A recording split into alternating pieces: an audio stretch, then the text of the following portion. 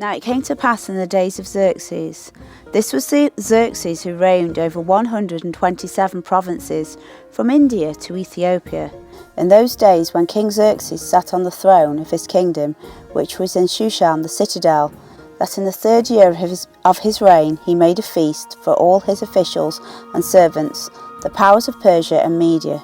On the 7th day, when the heart of the king was merry with wine, he commanded Mehuman, Bithna, Harbona, Bigtha, Abagatha, Zethar, Carcass, 7 eunuchs who served in the presence of King Xerxes, to bring Queen Vashti before the king, wearing her royal crown, in order to show her beauty to the people and the officials, for she was beautiful to behold. But Queen Vashti refused to come at the king's command, brought by his eunuchs. Therefore the king was furious, and his anger burned within him.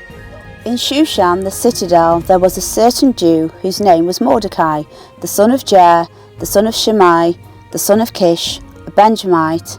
Kish had been carried away from Jerusalem with the captives who had been captured with Jeconiah, king of Judah, whom Nebuchadnezzar the king of Babylon had carried away. And Mordecai had brought up Hadassah, that is Esther, his uncle's daughter, for she had neither father nor mother. The young woman was lovely and beautiful. When her father and mother died, Mordecai took her as his own daughter.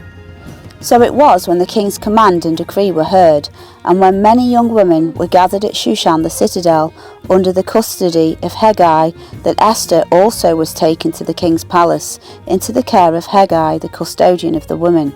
Now the young woman pleased him, and she obtained his favour. So he readily gave beauty preparations to her besides her allowance.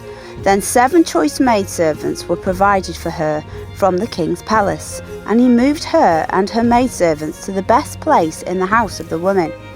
Esther had not revealed her people or family, for Mordecai had charged her not to reveal it. And every day Mordecai paced in front of the court of the women's quarters to learn of Esther's welfare and what was happening to her. Each young woman's turn came to go into King Xerxes after she had completed 12 months' preparation, according to the regulations for the women.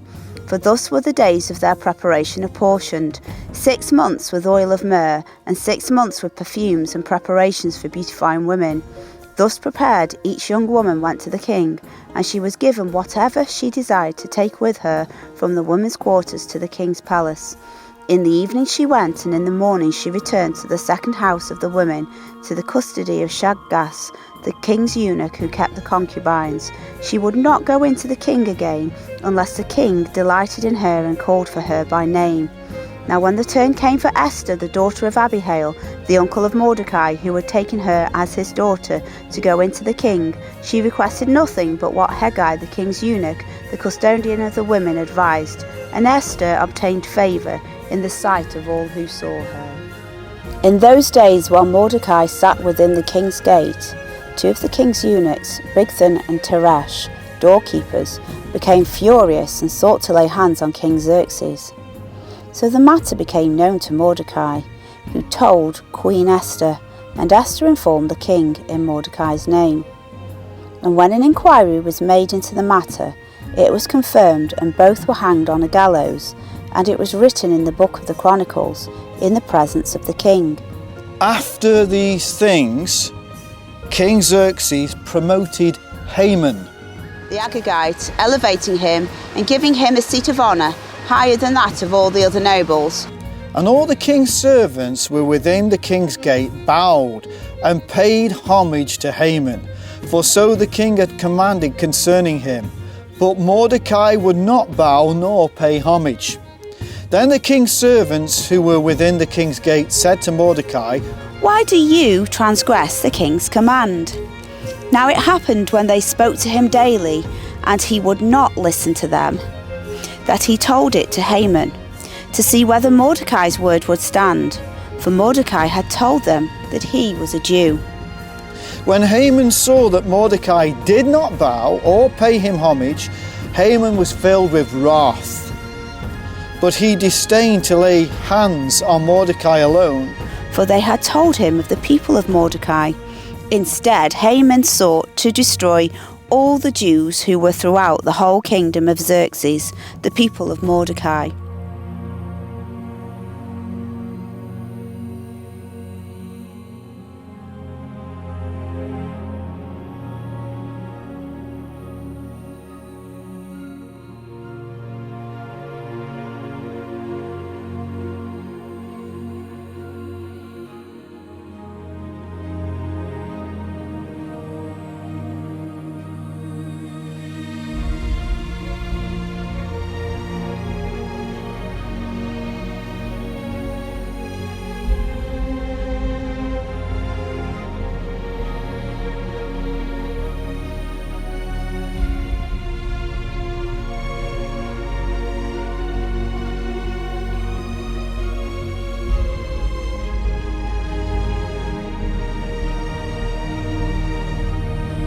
And Mordecai told them to answer Esther, "Do not think in your heart that you will escape in the king's palace any more than all the other Jews. For if you remain completely silent at this time, relief and deliverance will arise for the Jews from another place, but you and your father's house will perish.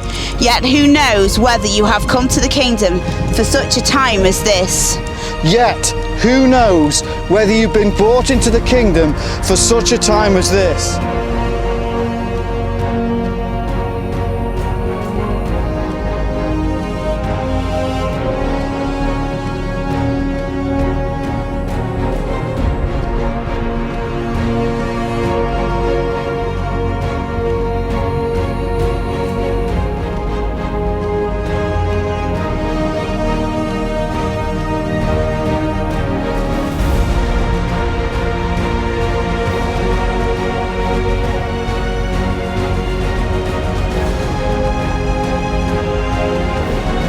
Esther told them to reply to Mordecai, "Go gather all the Jews who are present in Shushan, and fast for me, neither eat nor drink for 3 days, night or day. My maids and I will fast likewise, and so I will go to the king, which is against the law. And if I perish, I perish. And if I perish, I perish. And if I perish, I perish."